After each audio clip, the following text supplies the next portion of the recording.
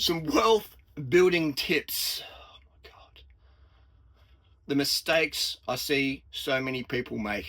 All right. And here's where I'm one of one. I am literally one of one. If you know a person in the world like me, hit me up. Give me the DM me on Instagram. I want to see if there's anyone else out there like me. The mistakes. I was coming back from a wicked ride. Oh my God. The 13:13 up Norton Summit. My PR is 12:57. I set that almost 10 years ago. I just did 13:13 then. So it was a good one. And no stims. I didn't take any stimulants this morning. I used a Aspen Puffer and that was it. 13:13. Didn't even know I was going that well. Lost the weight. Weight matters. And I chose the right bike. I used a 17-year-old Specialized Tarmac SL2. I think it's about 17 years old. So I got for, I think it was $750 off Facebook Marketplace. Rim brake, of course. Passing people who are half my age and less, who do way more training than me. They do racing. They're like got a training program. They've got a coach, and they've got a $15,000 bike, $10,000 bike, $20,000 bike, and they're getting passed by me, who's only done 2,000 Ks this year. Obviously, I've got a big base for sure, but, you know. But these kids are taking the wrong advice. Their bikes are too heavy, their tires are too soft, and they're losing, wattages. And they got disc brakes, and so when they get a saddle to drop some good numbers, their pads are rubbing. I'm just like, guys, girls, what are you doing? Even Tori today, she's on a new giant TCR. It looked like, and I think the rim she's got the 72 psi max. So, and this is the first time this year I've beaten Tori. Normally she's kicking my ass. Today I'm like, I got she out the back door. No worries. Very proud of how far Tori's come. She's probably the fastest girls in the world right now. So for me to drop her this morning is primarily because she was on like a slow bike, heavy bike, heavy. Her bike is heavier. The tires are soft and slow. I mean, it's great if you're doing cobbles, but otherwise no. So so I'm just in the bunch there. People are like, what's this got to do with wealth building tips, Harley? Well, one, if you're a cyclist, don't buy a new bike. Get something second hand, man.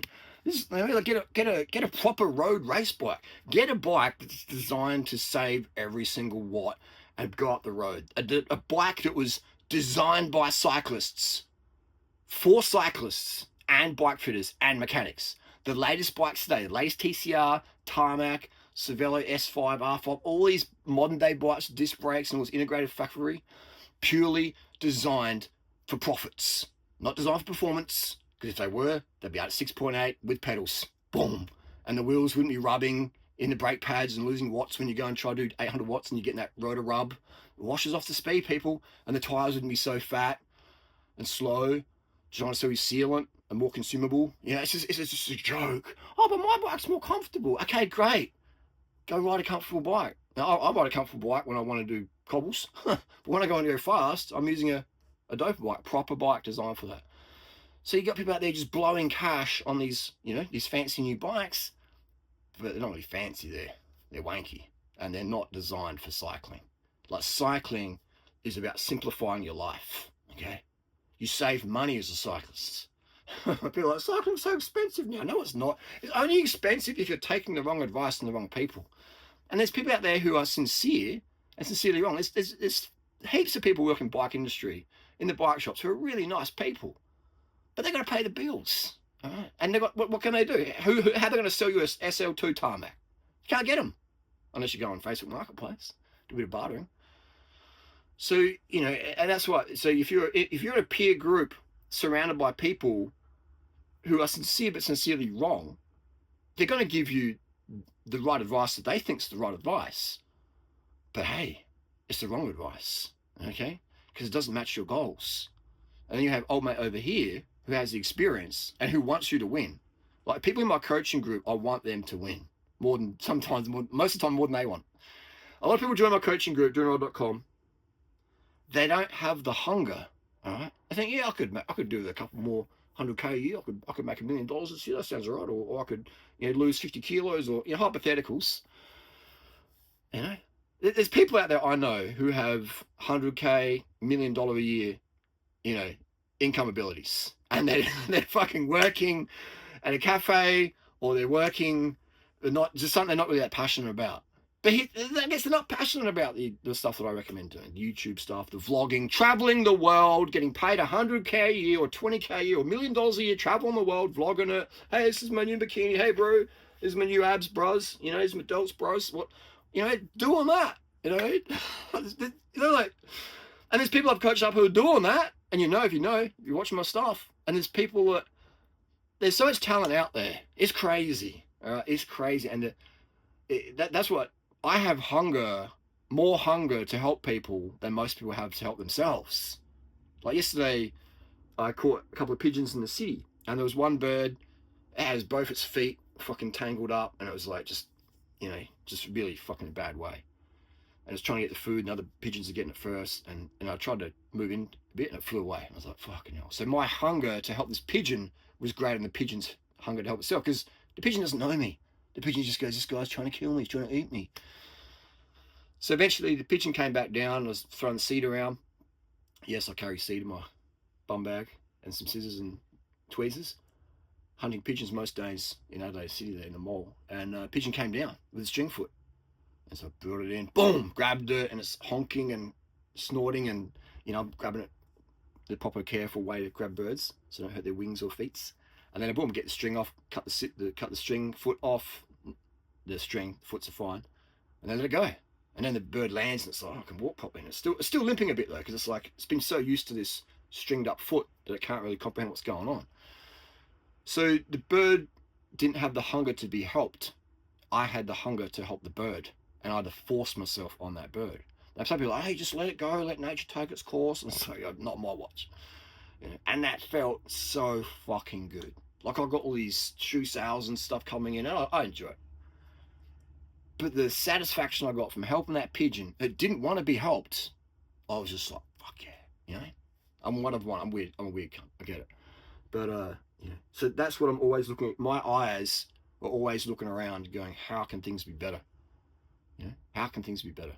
I used to be like, what's wrong? And now, and the brain's hardwired to go, what's wrong in this situation? Because it makes you safe. Because you walk in the forest and you go, what's wrong? What's wrong? Oh my God, there's a tiger.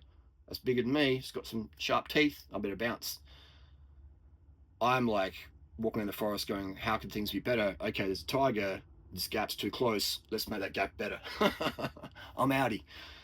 So that's the mentality I have, is how can things be better? How can things be better versus what's wrong? And it's just a total shift. The brain is hardwired. What is wrong? Okay. So when you're looking at wealth building tips, then you just, if you're looking at what is wrong, then that's not the way to look at it, in my opinion. My opinion is, how can we make things better? But that doesn't really matter if you don't have the hunger, okay? If you don't have the hunger, I can't help you, unless you're a pigeon and I catch you. But if you're a human, I can't help you. So if you have the hunger and you want to win, then join my coaching group. And I guarantee, if you've got weight loss goals, some people are like, Harley, I'm good for money. I don't care about that. I'm just a fat cunt, and I'm sick of being made fun of by my kids. I want to get lean. I want to be slim. I don't necessarily want to be having 3D muscle insertions and veins and all this crap. I just want to be slim, man. I'm sick of being a fat schlob. Guarantee. Without the starvation, without the insanity. I'm looking for, maybe you got hunger, you're looking for a nice doper bike, okay? Guarantee I can help you with that, all right? We help people all over the world get wicked bikes. Because people go, well, in the comment section, well, I went on eBay, and Trek and Wonders are still very expensive. Listed price isn't market value. This is a Metcons. I get this for $78 from the Nike outlet. $78, and I can sell this up to $200, okay? Some people sell these for $400 on eBay. I don't know how many sell for $400, but if you went on eBay, you could probably even see a pair of these for $700. All right, so if you're around these, you get on the Nike.com or the eBay, and you see Metcon Freeze 5s, what they're called, then you go, oh, $700. So I can't go to the outlet and get it for 78. And you just, what's wrong? So I help you get the deals, people. And that's what I'm good at. One of one. One of fucking one. How many people do you know out there who have built more like cranking YouTube careers than me? How many? Is there anyone? Am I the #1 YouTube fucking hitter creator? I think I am. Well, actually, I'll say I am, so someone can prove me wrong. If anyone out there can find someone out there who's done more career building than I have, let me know. Let me know. The biggest one at the moment would be that I've created. Maddie Limburner, who stayed with me in 2016, she had 0 subscribers. I think that's one of her first subs, or top 5 or whatever, first 5, and she had 0 subs. Absolutely dead broke. She's with her man Kyle, who's a legend, and he came to stay with me. Came to Thailand. I said, "Boom, you can do it. Crank it, crank it, crank it." Kyle was there. He's like, "Yep, let's go, let's go, let's go," and boom, I think she's got just over 10 million subs now. Now, obviously, there's a bit of a debate on her views on nutrition and stuff, and that's unfortunate. But you know, I don't have a crystal ball. But that's an example. All right, someone from total 0 to 10 million, 10 million subs, man. That's pretty fucking viral. So you know, so that's just an example. Okay, who's done that? Who's taken someone from 0 subs, dead fucking broke? Like Maddie and Kyle, they used to go to McDonald's across the road on McGill Road there to upload vlogs, and you know, because they didn't want to spend the money on data, you know. And I was like, that's cool, and that's gonna fucking change for you guys. I remember in my head like that, these guys are gonna make a lot of money, and yeah, they did, they have. So I really enjoy seeing that, you know. And it's not about the money, all right? Because I tell you what, the money can really fuck you up, all right?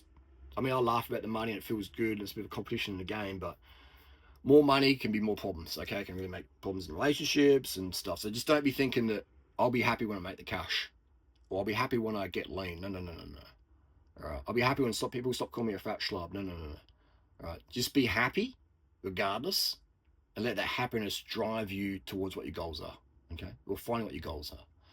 So I guarantee you, I can help you with your goals. If you know what your goals are, join my coaching group, brush them past me, let's go. Ask me for help. Here's the deal in the coaching group. It's unlimited questions, okay? Unlimited questions. A lot of people out there, maybe you're like me, you don't like to ask for help. But in my group, it's unlimited questions. If you've got 1,000 questions a week, I'm answering them. I'm answering 1,000 questions a week. That's just how it is. That's my promise to you. That's my commitment there. Unlimited questions, and you can ask me any questions on any topic that you think I might be helpful with.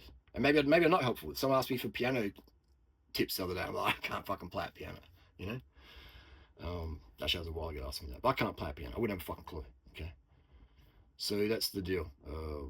More energy to play a piano, we can help with that. Play a piano, I don't fucking know. But you can ask me anyway, okay?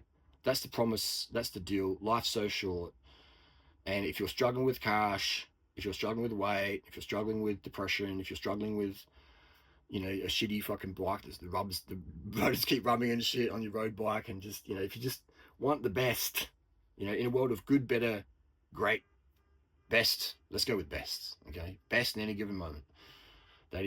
Life is just too short, man. And the older I get, the more I realize it's like, you know, you can go any time, man. Any fucking day, you could just you'd be sitting in your car or in an Uber, fucking someone carjacks you, you know, you could be sitting in your car, fucking truck flips, crushes you, you know, you've been a brand new Volvo, all the safety shit, big truck, boom, crushes you. Someone's Tesla just fucking goes robotic and just boom, explodes in your car, you know, crazy, man. You could go any day, wake up, oh, I've got a bit lump in my throat, go to the doc, fucking boom, big fucking tumor pushing on your aorta, boom, ruptures, aneurysm, dead. You know what I mean? It happens every fucking day, man. So and you never know. You never know. So please, people, do not live another day in resentment or like, you know, thinking life's just too short to suffer. Simple as that. Life's just too short to fucking suffer.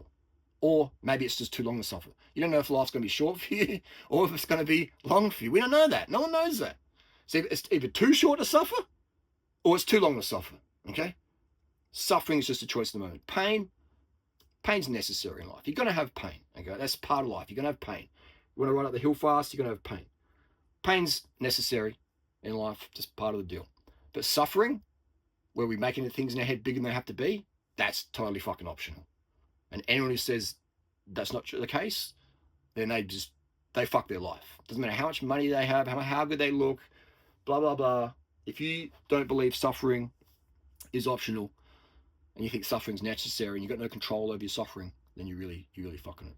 And that's why I have all these sugar-free and anti-sugar diets out there because they want people to suffer. Because if you're suffering, if you're doing low sugar shit, it's harder to control your brain and switch over to gratitude. It's fucking harder because it's like if you hold on to take a dump or take a piss, you know, or someone's got a pillow over your face or choking you out or whatever. It's hard to think positive. Oh, this is pretty good. The pillow over my face is really cool, you know. No. So when your basic necessities of water or sugar or sleep or oxygen aren't being met, then your brain is like red alert, red alert, red alert. Okay, so you take care of your sleep, water, sugar, oxygen, and then you can have a greater participation in your daily reality of suffering is optional, pain is necessary. Pain is necessary. You're going to have relationships, pain. Working, pain. Fitness, pain. Kids, pain. Parents, pain. Living somewhere, pain. Not living somewhere, pain. There's pain is just going to happen. But the suffering, that's the choice, man. All right? That's what you see. I see these more and more junkies in the street. I see alcohol junkies too in areas where I live. In driving Audis on the alcohol, they're just in suffering because they understand that, you know, suffering is a choice. And then they feel the suffering, so they want to drug it with some meds or alcohol or whatever. And where you can just take a dose of gratitude. I was about to say caffeinitude, but gratitude, and that's gonna change things up. Anyway, that's the rant, that's the ramble. Wealth building tips. It ain't about the money. But if you want to make money, I'm your man.